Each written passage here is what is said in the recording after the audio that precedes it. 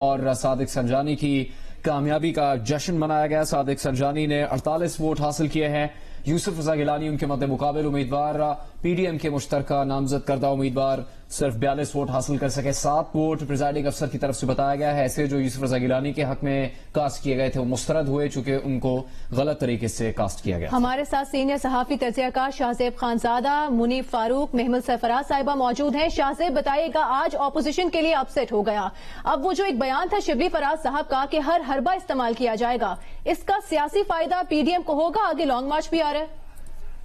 دیکھیں، P D M کو نقصان تو بہرحال ہوگا۔ حکومت جو ووٹ آف کانفیڈنس سے کانفیڈنس نہیں لا پائی تھی وہ اب شبلی فراز صاحب کی خوشی سے نظر آ رہا ہے، مگر ابھی اگلا الیکشن بڑا لازمی ہے جو غفور حیدری صاحب کا ہے ڈپٹی چیئرمین کے لیے۔ اگر غفور حیدری صاحب جیت گئے تو پھر پی ڈی ایم یہ بات کیسے کہے گی کہ جی ہمارے لوگ مینج ہوئے تھے، یا پھر حکومت کیا نیریٹو بنانے کی کوشش کرے گی؟ کیونکہ حکومت ظاہر ہے پھر یہ کہتی نظر آئے گی کہ آپ کے ووٹس ریجیکٹ ہوئے تھے، ہم نے کیا مینج کیا تھا یا اداروں کا کیا دباؤ تھا۔ مگر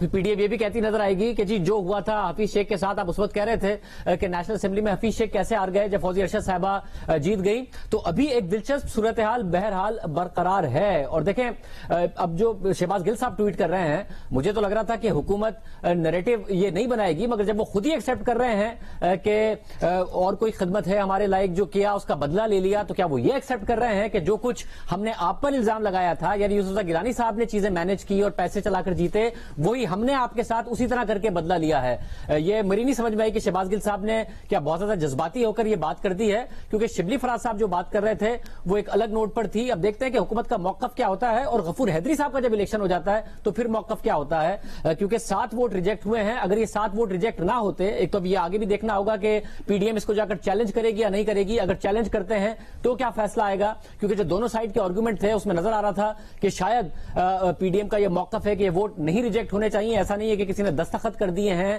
اسٹیمپ ضرور لگایا گیا ہے، گیلانی صاحب کے نام پر لگا دیا گیا ہے باکس کی جگہ، مگر پی ڈی ایم والے کہہ رہے ہیں کہ جی باکس کا جو معاملہ ہے وہ بھی نام بھی باکس کے اندر ہے، مگر میرا خیال ہے کہ جو گورنمنٹ تھی اس کی طرف سے ایکسپلین کیا گیا کہ واضح طور پر لکھا ہوا ہے کہ جو سامنے باکس ہے اس کے اندر لگانا ہے، تو ابھی کافی کچھ باقی ہے۔ اور میرا خیال ہے غفور حیدری صاحب کا جو ڈپٹی چیئرمین کا الیکشن ہے وہ بتائے گا کہ 7 ووٹ باقی بھی آگے والے اسی طرح ریجیکٹ ہوتے ہیں، کیونکہ سوال ضرور ہے کہ 7 ووٹ ریجیکٹ ہوں، 7 کے ساتھ ایک ہی طرح ریجیکٹ ہوں، تو سوال اٹھتا ہے کہ یہ معاملہ ہوا کیسے ہے، مگر غفور حیدری صاحب کا الیکشن صحیح چیزیں ڈٹرمن کرے گا۔ شاہ صاحب، آپ نے شہباز گل کی طرف بات کی اور اشارہ دیا، وہ یہ بھی کہہ رہے ہیں کہ اب رونا نہیں، خان نے کہا تھا خفیہ ووٹنگ نہ کرو، تو یہ بات بھی تو اپوزیشن کے خلاف جاتی ہے۔ اگر خفیہ ووٹنگ نہ ہوتی تو اپوزیشن کو آج پتا ہوتا کہ ان کے کس رکن نے، کس سینیٹر نے ان کو ووٹ نہیں دیا۔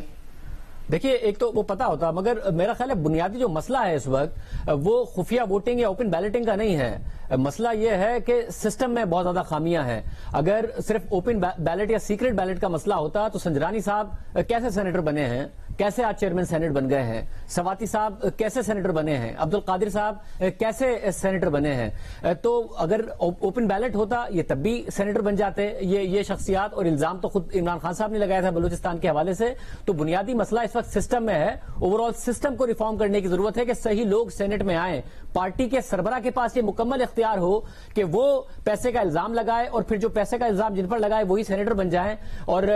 تو اس سے سیکرٹ یا اوپن بیلٹ سے تو مسئلہ حل نہیں ہوتا، پورے کے پورے سسٹم کا مسئلہ ہے۔ اگر سسٹم ٹھیک ہوتا تو سنجرانی صاحب چیئرمین سینیٹ دور کی بات کیا سینیٹر بنے ہوتے۔